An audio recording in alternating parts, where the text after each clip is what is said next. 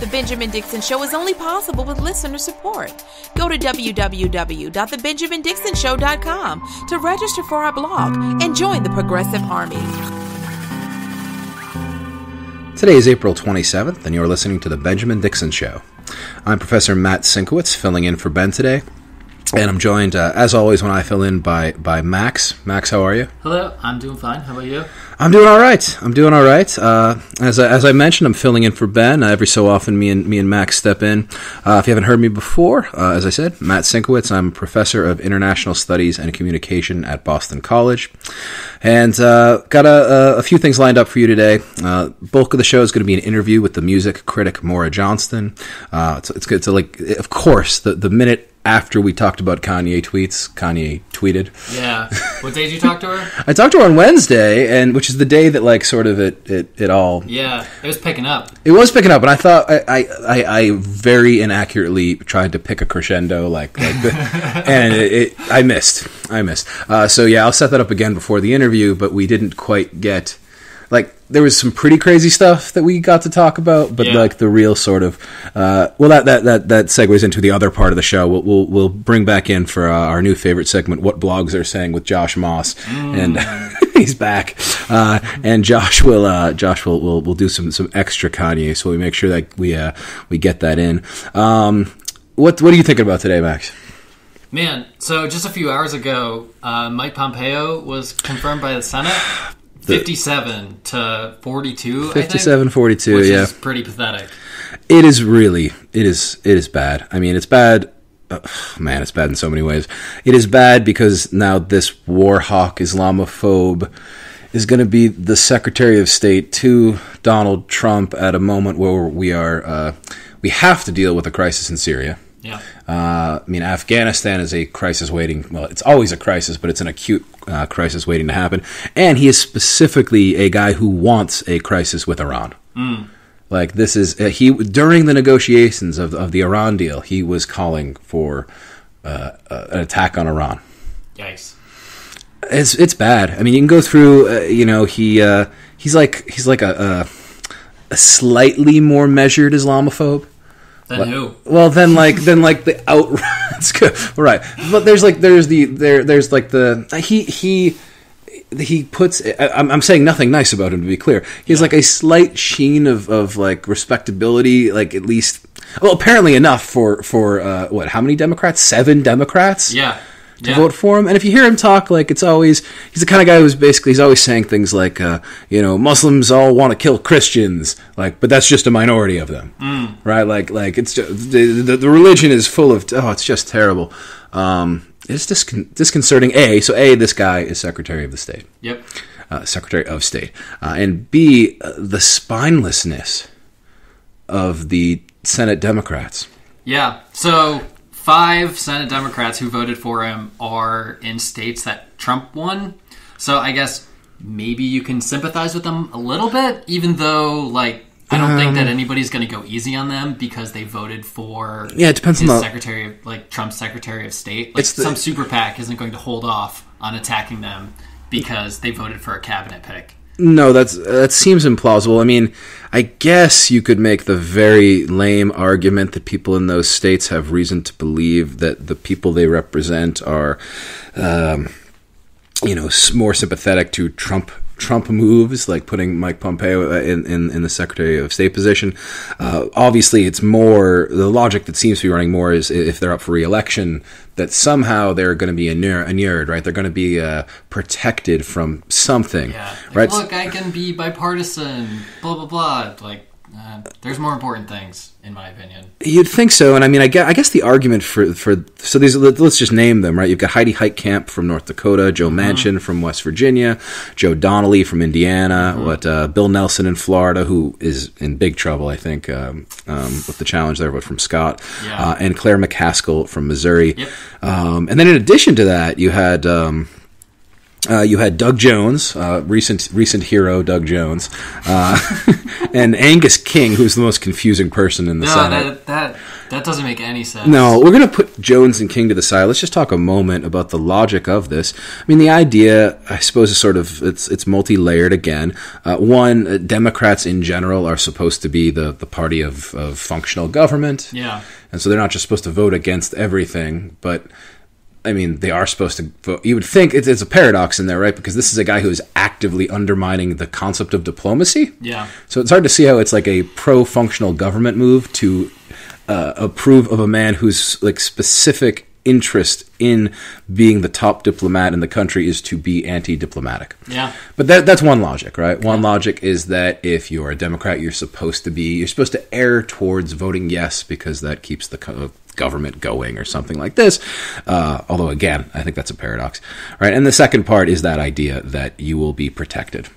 It's just ridiculous to me that Rex Tillerson was approved with like 51 or 52 votes, and Mike Pompeo gets 57.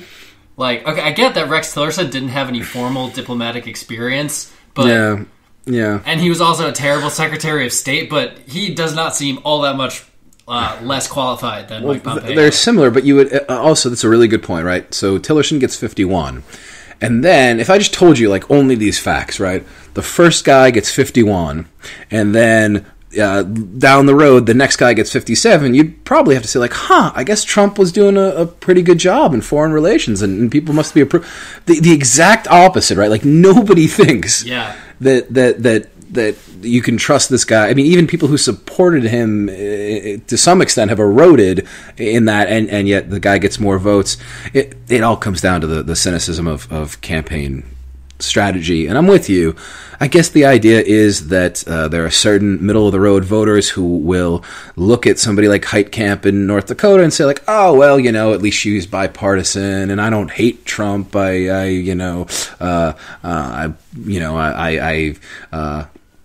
at least want us to respect the office or this sort of thing, and so it's gonna somehow save her seat. I mean, I guess I would ask you this. I know that you're suspicious, Max, that this will save any seats. Would it be worth it if it saves seats in the Senate? Probably not, because I don't know if Mike Pompeo blows up the Iran deal, Iran decides to go get a nuclear weapon, like, who kind of knows what happens after that? Because they seem to be, the Trump administration, Trump in particular, Mike Pompeo especially, seem to be kind of itching for war with Iran for whatever reason. Yeah, no, whatever reason is, I mean, there are a number of sort of long-standing, I mean, particularly in, there's like millennialist stuff, like there's sort of like really crazy people who see Iran as like the seat of evil. Yeah. I think that Pompeo probably is influenced by that sort of thinking. It often comes from like some kinds of evangelical thought. I mean, it could just be good old, Islamophobia, but his focus is specifically on Iran when he talks about these things. Yeah. Oh, it's. I think you're right. I think that I would have thought that this guy is bad enough that this is like, even if you have to, if you're going to have any moment to stand for a principle, I would think that an anti-diplomatic person, like overtly, somebody who says we should not try diplomacy, we should go to war, an anti-diplomatic person with on-the-record statements that some of which are just outright Islamophobic, others are like extremely just dumb things if you're the person who's supposed to be negotiating with parts of the Muslim world, that might be a place to hold your feet, right? Yeah, and Mike Pompeo has ties to organizations that could somewhat legitimately be characterized as extremist. In their opinions on Muslims. Well, the anti-Sharia stuff, right? Yeah. He was super into this incredible nonsense of trying to pass laws against Sharia laws in the United States. Yeah. All right, well, so that was a bummer. We're bummed out. I am, and again, and I mean the list it's not shocking, and the logic, right? Democrats are supposed to vote yes. Democrats in Republican states are supposed to vote yes, but you want to see if Josh Moss can cheer us up? Yes, please. What are blogs saying? All right, let's get Josh on here in a moment.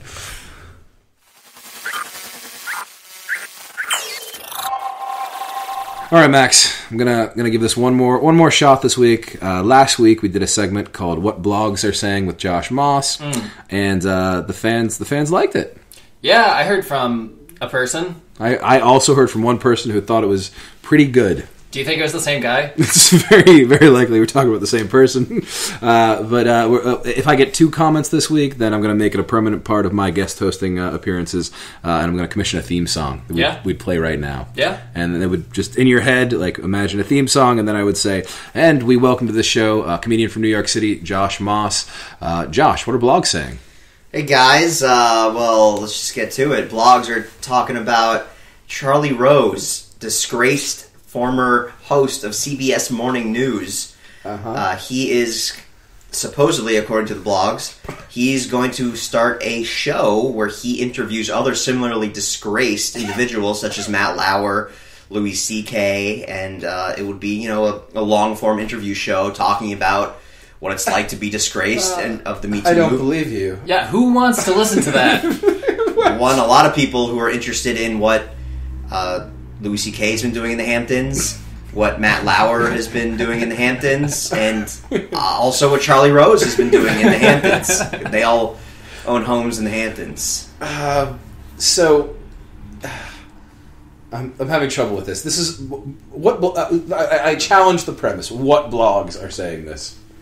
I'm not you're really here. I'm not here to disclose blogs. These are real blogs. This is from Twitter to Facebook, to news stories. These are real blogs talking about this. We're not here to talk about the veracity of blogs. We're here to talk about what blogs are saying. And blogs are saying you just beat me in that. Fine. Okay, I accept that blogs are saying that this incredibly terrible idea is happening. Max, why do you think they would? Why would the show exist? It shouldn't. Okay. Fair enough. Well, I think about it. So if you were going to interview, Toys R Us just got shut down. If the CEO of Toys R Us were interviewed, I'd like the CEO of Sears to interview him as well. I'd like 2 CEOs of defunct companies, going back and forth. They could each attack each other, say who had it worse. Do you think that's what's going to happen in this? I think it'll be playful. I think it'll be. Do you think Matt Lauer and Charlie wistful? Rose are just going to complain? This is the show idea that they're going to complain about how they got Me Too'd? I think they're going to talk about the details of the stories that did them and then I think they might, it could be a little, it could go bad. There's a lot of places it could go bad. It could go bad. It could go bad. They're going to talk about, what their lives have been like and, how they've been disgraced and, how they can't go to these restaurants. Like, I can't get into Per Se anymore. I mean, the idea that those are the voices that we need to hear on this is too. That's too dumb to handle. I'm sorry. What else are blogs saying? Okay. All right. Well, what blogs are really saying, and they're 95% of what they're saying, is the Kanye West bromance with Trump, President Trump. And you did. I'm glad you reminded me that he is president. No, sometimes people need to be reminded. Oh boy! And so, currently it started innocently, where Kanye West is, defended Trump and by saying he doesn't agree with everything Trump does, but he doesn't like the mobs going after him. And then Trump liked that tweet. Then Kanye tweeted a photo of a signed MAGA hat, which then Trump got very excited and tweeted MAGA with a photo of the signed hat. Are blogs as disappointed as I am? Well, there's 2 types of what blogs are saying right now. One, they're just disappointed that the same man who said President Bush doesn't like black people in response to Hurricane Katrina could also now embrace Donald Trump. And then there's also the blogs that are saying, well, maybe Kanye, maybe there's an ulterior motive. Maybe there's a longer game. Kanye's smart. That it's a marketing ploy, essentially. Yes. Well, there's a marketing aspect to it. The dismissive approach is to say, "Oh, he's selling an album, right?" Yes, like many people before, that he's hired the Trump brand to sell his album. Huh. Okay. I mean, that's a kind of neat way of putting it, but it. All right. So. Mostly blogs aren't happy. Yeah, I was going to say Mostly they're upset, and most people aren't thinking about the long game. They're not thinking about but even if there were, I mean, the long game. I mean, I guess you might respect it in a if you believe that it's a good marketing strategy, which it may well be. But I mean, that's generally not when you say people don't like it. It's not because they think it's bad marketing, right? They it think could be like bad for society. For example, if Poland Spring poisoned the water supply, that's bad for society. Good for the long-term viability of Poland Spring, but I don't. Why? Why would that be good? Because people would need more bottled water if water supplies were. Okay. The general water. Oh, yes, not the Poland Spring supply. I got confused there. I'm sorry, guys. I'm sorry. Vlogs weren't saying that. Josh was saying that, and that confused people. I'll stick to what blogs are saying. I got a little lost in that. I'm saying there's a little blogs are not, even if blogs accept that there is an ulterior motive for this, they are not happy that he is cozying up to a man who is Donald Trump. Man, blogs are stressing me out. That's right. All right. Well, confusing water metaphor notwithstanding, I do appreciate that you got us up to date on that. Next up, we have an interview with the music critic Maura Johnston. I interviewed her on Wednesday after the beginning kind of crazy tweets happened, and we discussed those, and we sort of thought we had hit peak crazy and that it wasn't that big a deal. And the lesson moving forward is that we've never hit peak crazy. So let's go to that. And Josh, thanks for telling us. Gotta read the blogs. Gotta keep reading the blogs. Thanks for telling us what blogs are saying, Josh. Right. See you soon. All right, let's go to Maura.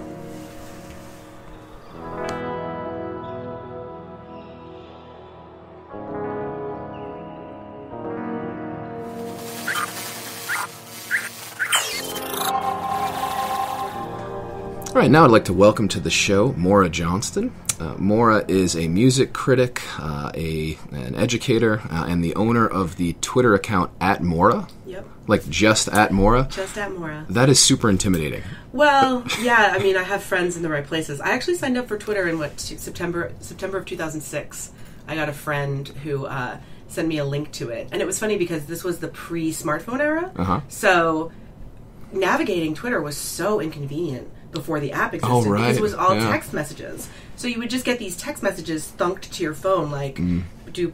And that was I was at the time also using an app called Foursquare. Or Dodgeball rather. Oh. It was Dodgeball was the antecedent to Foursquare. Pre-Foursquare. And Dodgeball was another text only keep up with your friends and check in with them. So I would always if I was out late, because I was living in New York then, if I was out late I would get texts from my friends the next morning that were like, that's great that you were out at 1 a.m., but I was asleep. And so, the annoyance factor was really high, and the adoption of Twitter and Foursquare, the Dodgeball successor, was, I think, very contingent on, the launch of the iPhone and other smartphones that would allow the kind of ambient notifications in the background. This is all a great way of introduction because the topic of our interview is going to be pop music, and you are establishing that you are much cooler than me.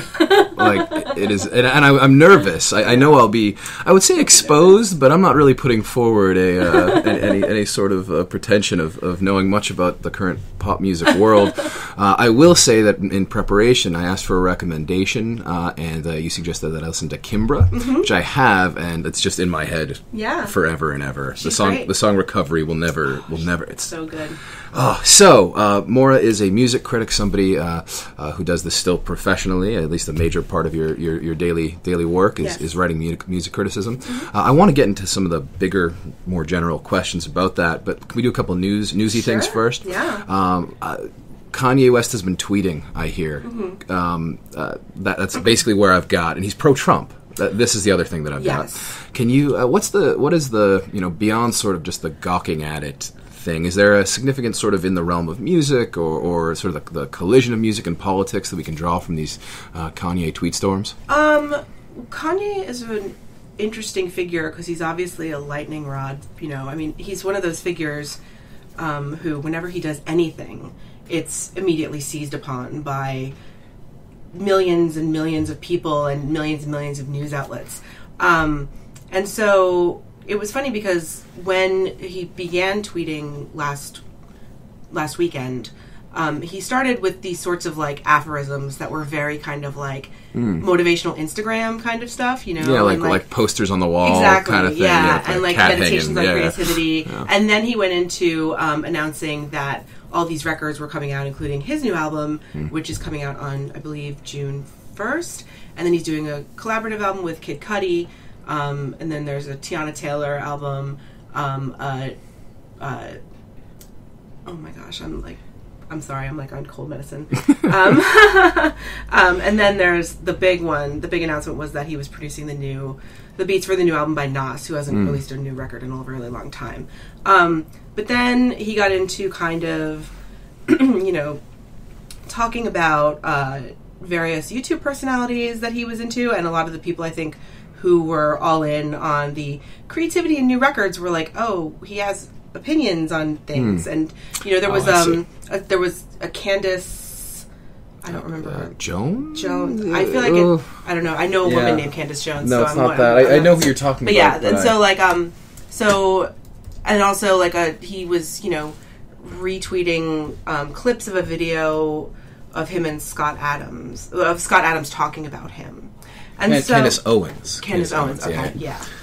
I said Candace Jones is a friend of mine who lives in DC. Hi, Candace, if you're listening. So, you know, I think one thing that social media has really done with culture in general, but particularly with music, because I feel like music is sort of the most personally effective of every sort of form of pop media, because it lives in your head, right? It lives like between your ears, and you are processing these sounds, and they're like triggering brainwaves, and you know, unless you have like a sort of fundamental knowledge of like music theory, it's really difficult to kind of like describe it as like, oh, that, you know, that painting uses blue paint or whatever.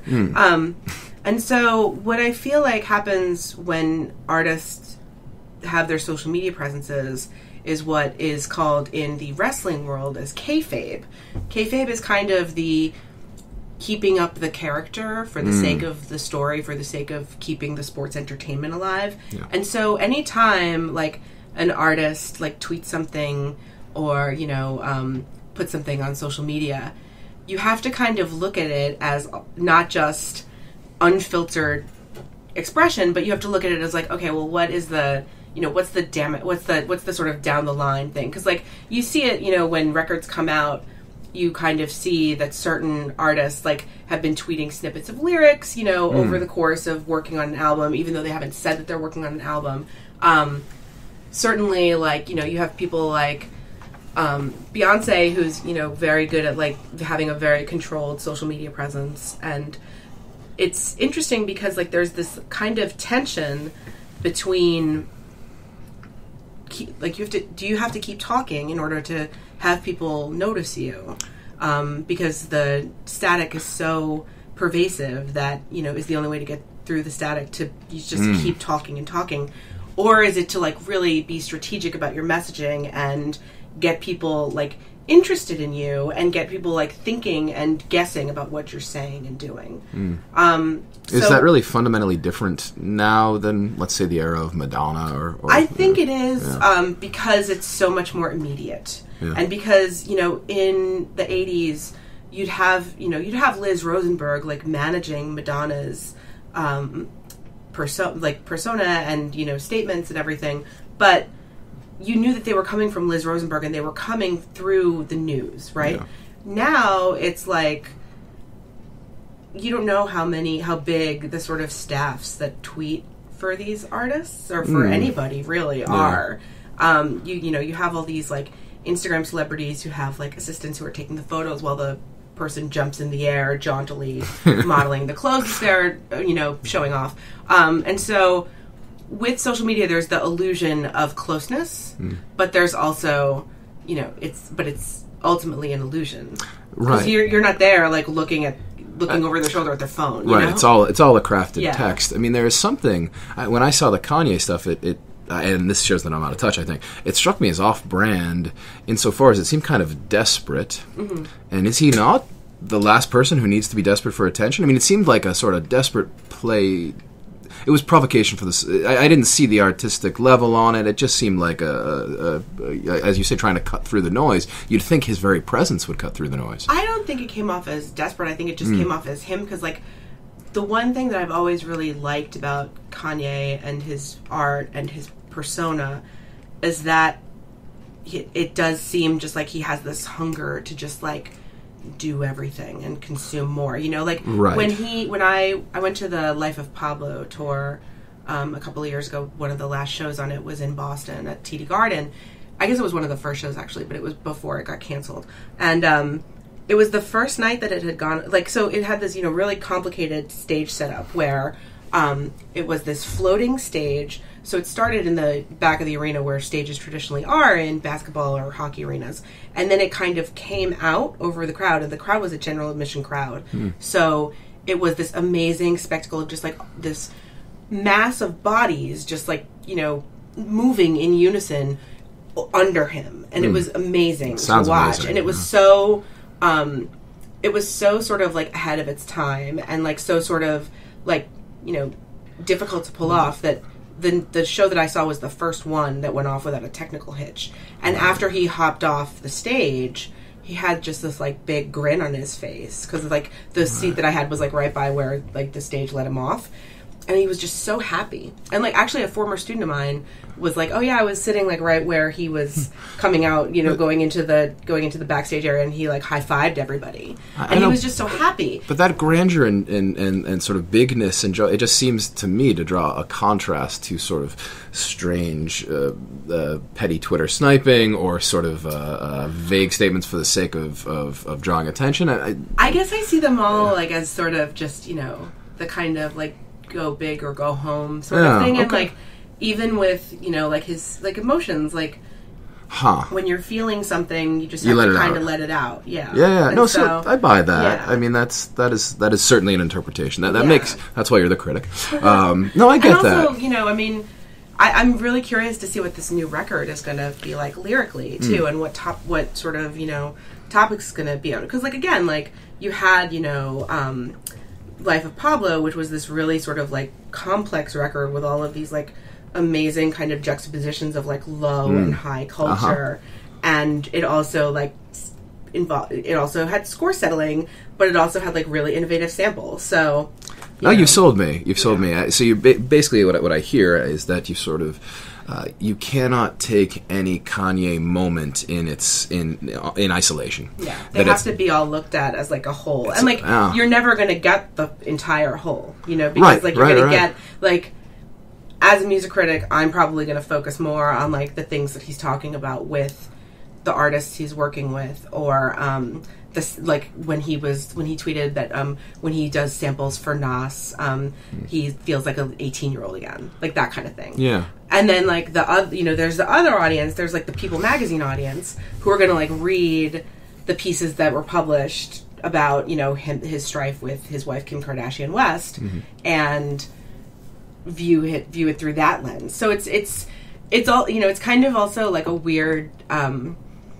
like tip of the hat in a way, not tip of the hat, but it's kind of like indicative of how media has also become really, really fragmented, which I think is also like something that is just very endemic to music consumption in general today. But what about the Trump stuff? I don't know, man. I mean, there was that, I mean, you know, again, like this is all like pieces and collages, and there was that phone call with Ebro Darden, the host on Hot 97, where he said that he asked Barack Obama to reach out, and like Barack Obama never got in touch or something, and so yeah, I don't know. You know, it's again like it's all like, who knows? Well, and there's irony at play too at moments that Trump. I mean, I've been like reading about Donald Trump for like, you know, like 80% of my life, because I grew up in New York. Yeah, and like my parents got all of the tabloids and stuff, so I've been reading about him and just. So I just made a face. You were sick of it a lot earlier than the rest of us. But I think there is, you know, kind of. I think the appeal of him. I always liken it to nu metal. the movement, the like sort of movement of the appeal rock. of Donald Trump is new metal. Okay, metal. This is why we have you here. You know, that was the sort of the branch of rock that was popular in like the late 90s and early 2000s. Limp Bizkit, Korn, the sort of Woodstock 99 crew with the fires and everything. And it was like this kind of unbridled rage. You know, you had like that band Puddle of Mudd doing that song She Hates Me, which was like this really like sort of like candy-coated rock pop song, and it was all about like how the, you know, this guy felt beaten down by the woman that he was seeing or whatever. And there's just this kind of like uprising for the sake of just like getting mad to own whoever you think your tormentor is. And I think that aspect of Trump appeals to a lot of people. Even people who might, like, be affected by his policies. Right. Like that he, quote, says what he thinks. Right. Which obviously, you know, is never a fixed thing either. So. No, that's not true, but it feels true. Yeah. Right. No, yeah. Wow. Okay, so I'm glad we did that. I do want to talk a little bit more broadly about, well, being a music critic. The world of being a journalist or a critic has gotten tougher and tougher. Is that fair to say? Absolutely. Yeah, yes. I mean, it's a cliche, but cliches can be true. Yeah. So can you just what is the state of music criticism more broadly? And well, can one make a living? What is lost by the difficulty that the profession offers now? So I think it's not the changes that have happened since the turn of the century, let's say, are not all bad. Like, one thing that's been great about the way that music criticism has evolved over the years is that there are more voices, and there are more varied voices. If you go through an archive of music criticism like Rock's Back Pages, which is, you know, an online database of all these old, stories from the 70s, from like Cream and Rolling Stone and, you know, fanzines and all these publications, the profession was mostly white and mostly male and mostly straight, to the point of like, you know, 95.5 and all of this. Yeah, right.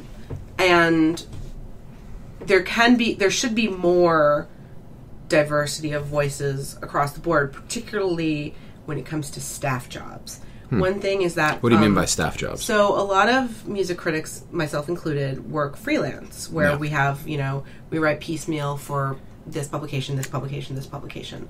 And that's partly because of budgets, and that's partly just because of staff attrition and, you know, new positions not being created. Right. And so it's because they can get away with it also, right? That there are people who will write freelance. Yeah, I mean, I think it's also it's a budget thing too for a lot of these places, because music is a very especially now with the move to digital, music is a very a low ROI vertical. I know that sounds so businessy. Okay, so like, return on investment, and vertical is just like a category. Just like a category. Yeah. Because every week, so one of the things that I do every week is I put together Rolling Stone's 10 albums you need to hear this week. And every week I as a preliminary, I make a list. It's a somewhat edited list. It's not a complete list, but it's not like, you know, it's edited somewhat by me.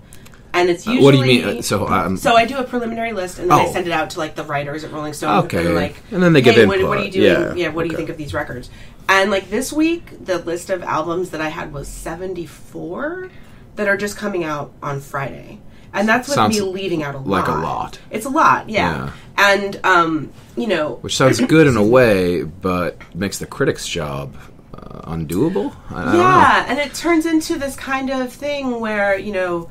There's the paradox of choice ideal, where it's like, okay, well, you're confronted with so many options, so you go with the most familiar one. And so you're seeing this, you know, bear out online, where, you know, journalism and traffic are, you know, more entwined than ever.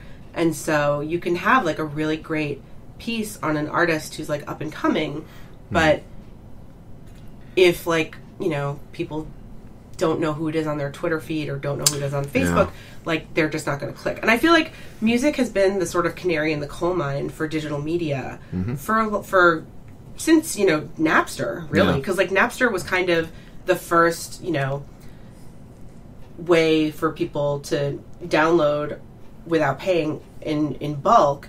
But it was facilitated by the fact that songs are such small files. And they're not, they're not the size of a video file. They're not the size of a sitcom. They're not even the size of an album. And so you see the kind of, reluctance of people to pay. And then you also see just that people are going to kind of, go to content that either, reflects what they already know or just reinforces their own biases. Yeah. And so this is something that I've struggled with. So what do you do as a critic in that context? Well, it's tough. I mean, I feel like, for me, I'm very lucky that I have this Rolling Stone gig because I can advocate for records that I think are worthy of inclusion that might be falling through the cracks. Yeah. And I think for me, it's kind of I try to do it's not a holistic approach, but it's kind of a more whole approach where my work in the different publications I write for, advocates for bands and lets people know that things are happening. But then also I supplement that with posts on social media about records I like or songs I like. And it's an interesting kind of conundrum because it's I think it's great that there's so much music that I want to tell people about, but it's also, I think it must be frustrating for bands, especially now that, they have to tour more and, hustle more to make themselves heard. And so, I don't know. I mean, I think that the field is better in terms of writing quality and in terms of diversity, although that there's definitely a long way to go on that front. And I feel like there need to be more efforts. Yeah. But, the problem is the economics of online content, which are pretty much ruling the roost at every music publication. I think there are very few music only print publications that are left. I mean, Enemy in England just went online only. Spin is online only. Pitchfork doesn't have the Pitchfork Review anymore. You have Rolling Stone, and you have specialist metal magazines like Decibel. And then a couple of other, but a lot of these magazines The Source and XXL, they just are not. They're only online. I remember I used to read. I would often go to wrapup.com, which was a great it's a great source for news and on interviews and upcoming albums. And they had, I think it was a really old magazine cover as latest issue for over a year, and it was sad because it's I do think that there's something lost by not being able to flip through a magazine and having to click on every individual review. Coming across new things. And because you just that millisecond cognitive impulse to just click instead of just having your eye naturally fall onto a review on page 67 or whatever. No, it's very different. That sounds right. Just to move into one last topic, is there a social or political good in writing about and knowing about those smaller artists that are getting lost in the sort of paradox of choice? I mean, do you think that there is obviously it can be fun. Is it more than just fun? I think so. I mean, I think that, even with the kind of large movements that are happening across culture, there are still smaller scenes that might eventually bubble up or that might not. But I think that, for me, I feel because of the experiences I've had writing about artists who are not critically acclaimed in their day, so I really like hair metal, from the 80s and 90s, and I really like freestyle, which was this dance offshoot in the 80s and 90s, and there weren't a lot of critics writing about those records. John Leland was one, Chuck Eddy was another, but it was mostly, the mentions of them in the archives that I have found, and I've done a lot of digging, is very lacking. And so I feel at least for me, I'm also looking toward now, obviously, because that's how I get paid, but I'm also looking toward the future, the person who's like me in 30, 50 years, who's trying to figure out how to make sense of the parts of culture that weren't that were like in the margins. Yeah, they might get lost. Yeah. Right, but might get lost, but might have some real interesting expression, Yeah. or might explain some things. Yeah, right? exactly, Yeah. exactly. And I think that also just the coverage is still pretty conservative in a lot of ways. And so if I can, bolster that with, I don't know, the tweets that are in the Library of Congress or whatever, about bands that I've enjoyed, or even just, small review blurbs, because I do feel like those stories, when you find out about them later, they contradict the popular ideas of nostalgia. Like, 90s nostalgia is obviously a very big deal right now. Yeah. But I always joke with some of my friends about what we call the real 90s, which was like, the early part of the 90s with like Jesus Jones and EMF being like, we're dance rock bands. And like, that's kind of left out in the discussion of like grunge. Or even I was talking to my friend Anil Dash, who a couple of months ago, he put together, after Cardi B and Bruno Mars's remix of the song Finesse came out. And Finesse is like a total throwback to New Jack Swing, which was this, really popular R&B subgenre from the mid-'80s to like the mid to late 90s. And so he and Lin-Manuel Miranda put together like a freestyle, a New Jack Swing 101 playlist for like people who were like, oh, this song is great. And like, what's in Living Color? And so, and Anil, I interviewed him about it for Spotify, and we talked about how that that part of history is kind of like overlooked in popular nostalgic ideas of the 90s, because again, like, it's refracted by people who are like hearing what is being played now on those stations that play the 80s, 90s, and today, or what is being written in like a listicle on BuzzFeed, and it's like Clueless at Empire Records, and I was like, well, there was a lot of other stuff happening too. And I think, nostalgia is, the whole idea of nostalgia is just really interesting to me, because like I listen a lot when I'm in my recreational listening. I like to listen to this streaming station that's just classic. It's called Classic American Top 40, and it's just countdowns from the 70s and 80s, and it's always fascinating to see like the low peaks of some of the songs that are so intractably associated now with those decades. Walking on Sunshine is probably the best example, but even like some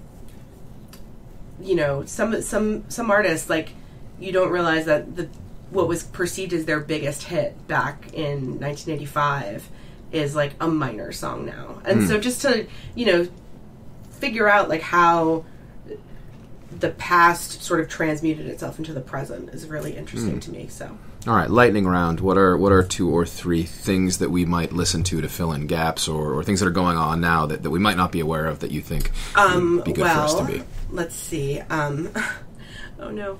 Are you not supposed to ask a critic? No. It's just my mind is flooded with it.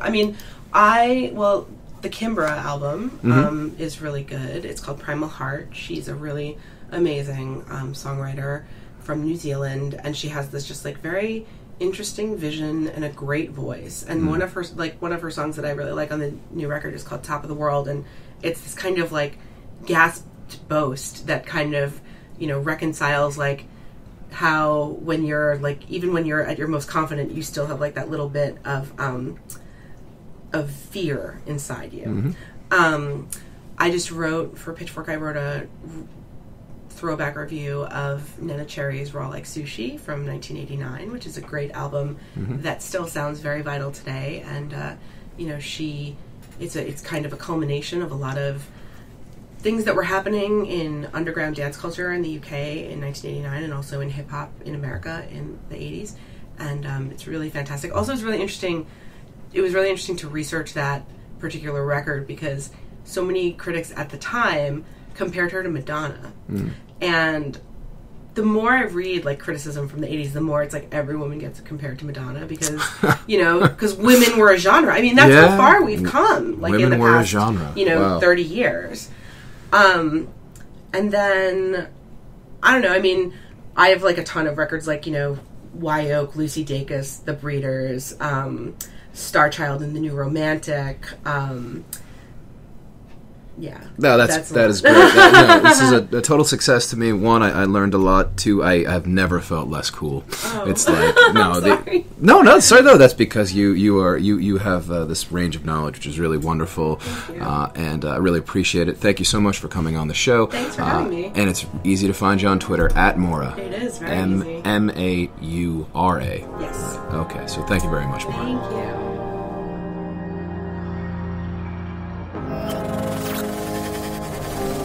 Hey Matt, that was great. Yeah, no, Maura is she's a really insightful person.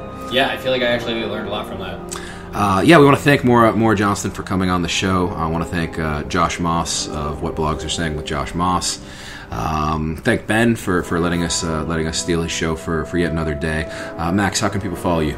Thank you, Ben. Thank you, Josh. You can follow me on Twitter at MaxMillionaire. And I am at Media Studied. Give us a follow. Let us know what you think of the show, for better or for worse. Hopefully for better. Yeah. And we'll, at this point, it looks like we're doing this somewhat regularly. So we'll probably be back sometime not too far down the line. Yep. The Benjamin Dixon Show is only possible with listener support. Go to www.thebenjamindixonshow.com to register for our blog and join the Progressive Army.